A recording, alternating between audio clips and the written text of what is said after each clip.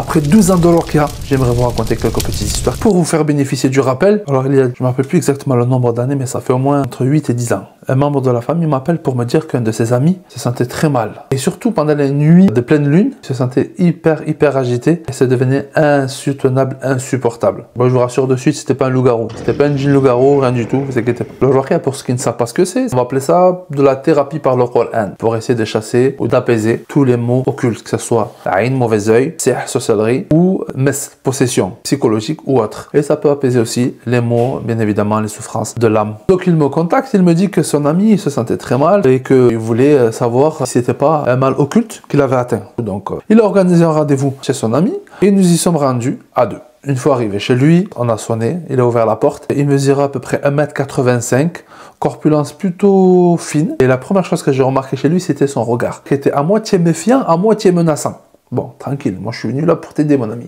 Mais bon, j'avais l'habitude de ce genre de comportement et de ce genre d'attitude. Surtout des personnes qui soupçonnaient être atteintes d'un mal occulte. Donc on rentre chez lui dans l'appartement tranquillement. Il y avait des canapés, petit salon, il y avait une seule chambre, il vivait seul. Il était célibataire. Il nous invite à nous asseoir sur le canapé.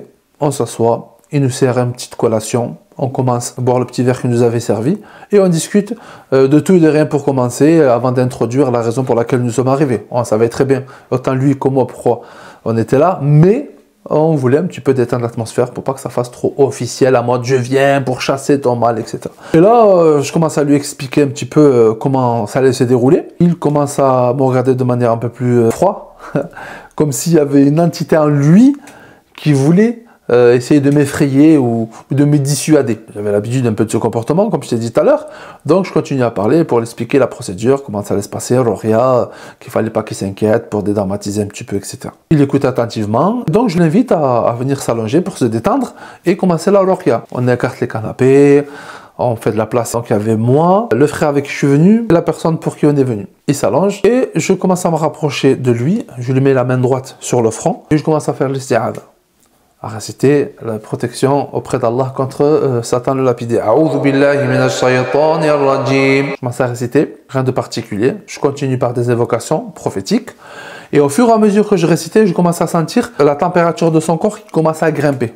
Il commence à chauffer un petit peu, mais pas de réaction particulière. Il y avait le frère avec qui j'étais venu qui scrutait le moindre geste que je faisais, la moindre parole que je disais, parce que c'était la première fois qu'il assistait à ce genre de situation. Donc il était un petit peu paniqué, il ne savait pas comment ça allait réagir, mais ça se passait bien. Quand même, il restait à l'affût. Je commençais à réciter un peu le Coran, la Fatiha, et là, quand je commence à réciter la Fatiha, je sens que ses mains commencent un petit peu à trembler, légèrement à trembler un petit peu. Légèrement à trembler, mais c'était pas méchant. Ça pouvait être un réflexe, ça faisait un petit 10 minutes, 15 minutes qu'il était allongé sans bouger, donc des fois, le corps qui commence à s'engourdir un petit peu, on veut juste désengourdir. Et je continue, et là, ça commençait à être de plus en plus intense, ces mouvements. Il était un petit peu désordonné, il commençait carrément à trembler, à lever un petit peu les mains, mais il tremblait de plus en plus. Le frère avec qui je suis venu, il a commencé à paniquer, me regarder. J'arrivais à lire dans son regard, qu'est-ce qu'on fait? Dis-moi, qu'est-ce qui se passe? Moi, je continue à réciter parce que souvent, quand on fait de la Ruqya, il peut y avoir des réactions comme ça, c'est pas méchant, il faut continuer. Je continue à réciter et là, je sens qu'il commence à respirer, son rythme cardiaque s'accélère, sa respiration s'accélère aussi un petit peu, donc je mets la main sur sa poitrine pour le calmer et l'apaiser, il continue à réciter le Coran. Et là, il commence à être un peu plus agité. Donc là, je décide de mettre les deux mains sur sa cage thoracique, de manière à le calmer un petit peu. Et là, au contraire, au lieu de le calmer, c'est comme s'il se sentait emprisonné entre mes mains. Là, il a commencé à être agité. Le frère avec qui j'étais venu. Je rigole parce que après coup, tu t'en rigoles. Mais sur le moment, je peux vous dire que c'était assez perturbant. Parce que quand tu te retrouves face à une personne qui réagit à la Ruqya et que tu as une personne avec toi qui compte sur toi pour te demander comment réagir sans parler, ça se voyait sur l'expression de son visage, le non-verbal des fois en dit beaucoup plus que le verbal. Donc là, on commence à se retrouver dans une situation où la pression monte, où l'action commence à arriver et il ne sait toujours pas comment réagir. Donc je continue parce que parfois la situation ou la confrontation face à l'arrestation, etc., ça provoque des fois des choses comme ça, mais c'est pas forcément méchant. J'avais le choix, soit j'arrêtais de réciter, on n'allait pas plus loin, on n'aurait pas su qu'est-ce qu'il en adviendrait si on récitait un peu plus, ou soit je récitais un peu plus et on peut un peu plus statuer sur son cas. Donc j'ai pris la décision de continuer à réciter un peu plus.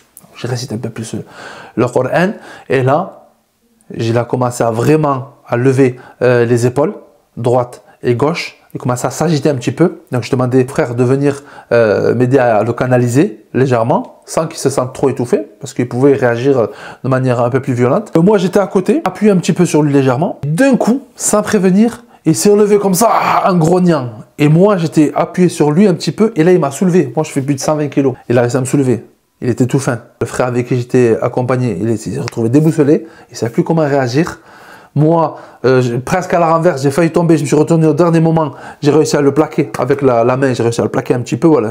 Ça finit en octogone à la limite. C'est bon, c'est déjà arrivé, je vais raconter une autre histoire si vous le voulez, n'hésitez pas à me dire en commentaire, je pourrais vous en raconter d'autres, des anecdotes. Quand j'ai réussi à le plaquer, et là il m'a attrapé par le col, j'avais un camis blanc, il m'a attrapé par le col, il a essayé de me tirer vers lui, alhamdoulilah j'ai réussi à résister, donc je l'ai tenu plaqué contre le sol avec mes deux mains, j'ai continué à rester légèrement, tout en calmant la résitation, en atténuant doucement, il s'est calmé un petit peu tout doucement, tranquillement, je lui ai dit calme-toi, bismillah, on va s'arrêter, on arrive à la fin, on s'est arrêté doucement, on l'a laissé prendre ses esprits, reprendre sa respiration, le frère qui était avec moi, je lui ai demandé de reculer pour pas qu'il se sente agressé, et alhamdoulilah petit à petit, il est revenu dans son état normal, je citais son nom de manière à ce qu'il puisse reprendre connexion avec la réalité, parce que dans ce genre de situation, en fait, la personne, si tu as été déjà fait ruqya, si toi tu as déjà fait ruqya ou pas, ou tu connais quelqu'un, sache que tu te retrouves comme dans un état de transe hypnotique.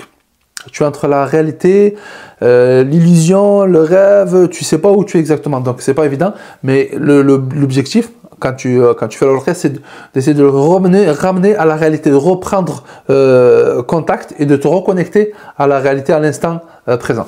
Donc c'est ce qui s'est réalisé. Petit à petit, alhamdoulilah est revenu. Donc on a attendu qu'il se reprenne ses esprits. Alhamdoulilah, ça allait mieux. Il a ouvert ses yeux. Il a regardé autour de lui. Il a dit qu'est-ce qui s'est passé. Il se posait des questions. Je lui ai expliqué concrètement ce qui s'était passé et que c'était rien de méchant. Mais par contre, par mesure de sécurité, j'ai préféré arrêter là pour éviter qu'il se blesse ou qu'il nous blesse et que ça n'aurait pas été pertinent ni bénéfique pour lui et pour nous. Donc, qu'est-ce qui s'est passé dans ce genre de situation? Il se demande à savoir pourquoi, j'ai quoi et tout ça. Donc, souvent on se pose un tas de questions. Et le diagnostic, en vérité, c'est très délicat. On ne peut pas se prononcer comme ça directement en disant « Oh, t'as un djinn, t'as une sorcellerie, t'as... » Non. Il peut y avoir plein de cas de figure différents. Donc là, on ne s'engage pas. On a un doute, un soupçon sur quelque chose, mais ça ne sert à rien de le prononcer puisque la personne va l'acquérir en tant que vérité. Donc, vaut mieux pas. Et notre objectif, c'est qu'il aille vers la guérison et qu'il aille vers le soin plutôt que la certitude qu'il ait un mal qui s'ancre à lui et parfois ils prennent ça comme une fatalité et ça devient quelque chose de très dangereux. Donc, je lui ai dit clairement, ouais, bon frérot, t'as vu, c'est chaud, on va pas te mentir.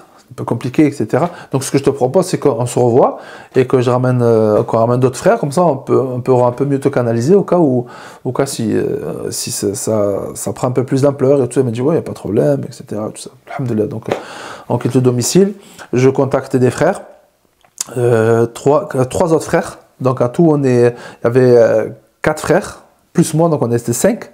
Et pour aller chez lui, parce qu'il était assez virulent quand même, on va pas se mentir, et je voulais éviter qu'il se fasse du mal, etc. Et je voulais continuer pour voir jusqu'à où ça pouvait aller.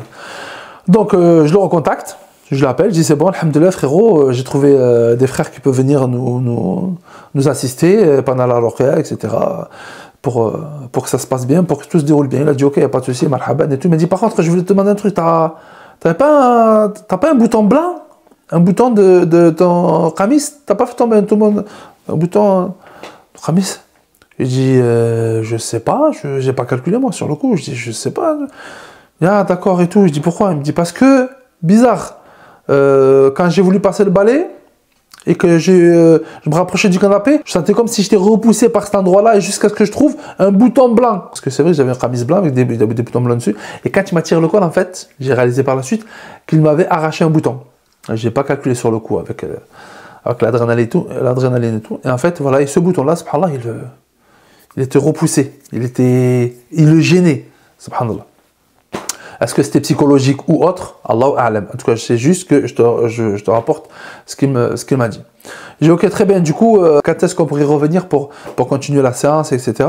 Il m'a donné une heure, une date et tout. Je dis, parfait, c'est bon, les frères sont dispo, on vient. Donc, on y a été.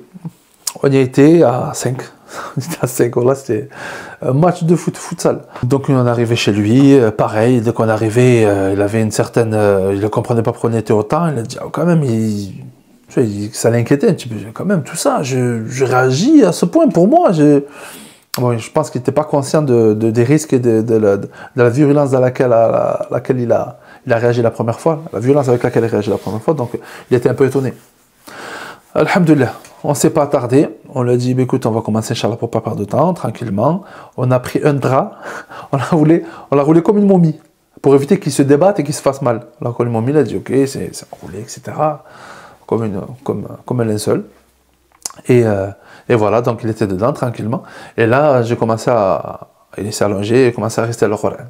Et quand j'ai commencé à réciter le Coran, là, la réaction était beaucoup plus rapide. Il y a 4 personnes. Moi, j'ai récité le Coran, j'avais la main sur lui. Donc, j'étais concentré sur ça.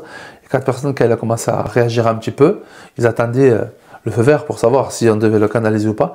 Je l'ai laissé au maximum, puis qu'il était enroulé, donc ça allait. Mais malgré qu'il était enroulé, il commençait à être dangereux aussi. Il se débattait dans tous les sens. L'épaule droite se levait, l'épaule gauche, les jambes. Il essayait même carrément de rouler, etc. Donc là, les frères ont essayé de le maintenir pour le canaliser. Et malgré ça, 4 sur lui. J'ai récité pendant plus de 4 heures d'affilée. J'étais en transpiration. Il avait une énergie incroyable. On n'arrivait pas à le maintenir. À 4 sur lui, subhanallah. Pendant 4 heures. Et à un moment, on allait arrêter. Parce que c'est très physique, très épuisant. Alhamdulillah, il a commencé à se calmer. Il a commencé comme s'il y avait une décharge, quelque chose qui se déchargeait, comme si quelque chose qui évacuait. Alors, je ne suis pas en train de dire que c'était un djinn ou un...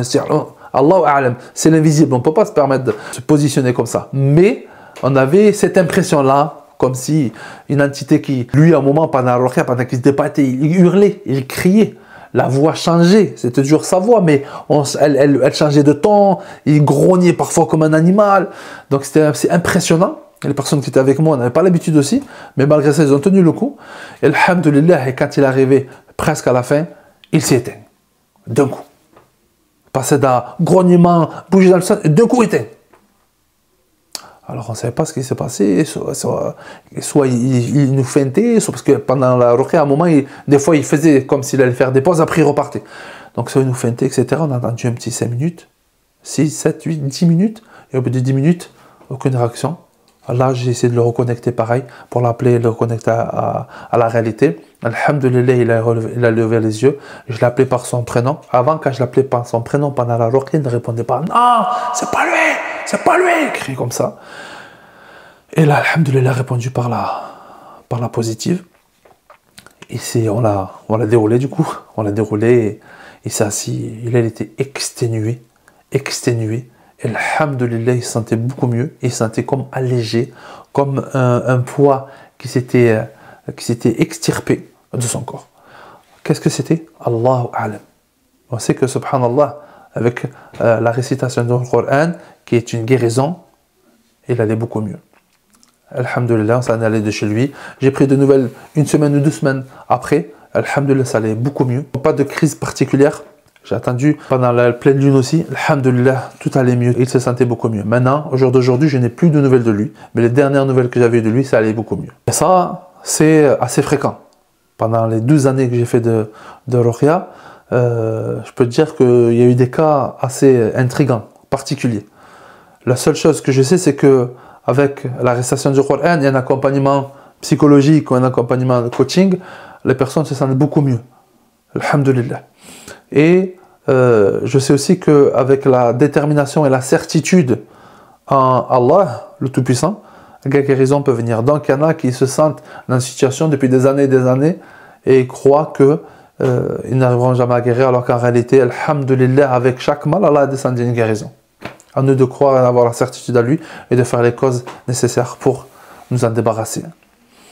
Si cette histoire t'a fait un rappel, n'hésite pas à me le dire en commentaire. Et Inch'Allah Ta'ala, si vous voulez que je vous raconte d'autres anecdotes de ce style qui me sont arrivées réellement, n'hésitez pas, Inch'Allah, si ça peut vous servir pour vous rapprocher d'Allah, pour vous améliorer ou pour vous soigner. Barakallahu fikoum, je vous dis à très bientôt dans la prochaine vidéo. J'espère que tu as bien compris Genelou et bien évidemment un salam à toute la meute.